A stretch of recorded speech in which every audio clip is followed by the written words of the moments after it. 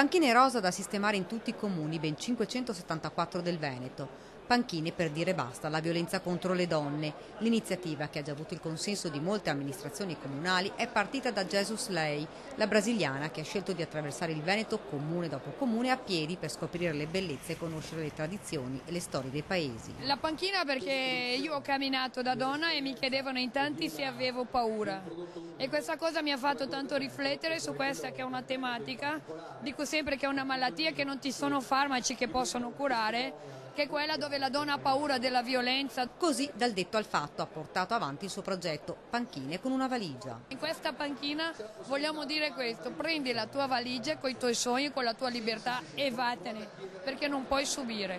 Primo comune a posizionare le panchine rosa, Bardolino. È un'iniziativa mirata a sensibilizzare le persone su un problema che è diventato una vera e propria piaga sociale, e quindi nel momento in cui mi ha proposto di aderire io ho raccolto e mi sono immediatamente attivato per essere partecipe di questo progetto. Anche il governatore Zaia, seduto comodamente in una delle panchine, plaude l'iniziativa.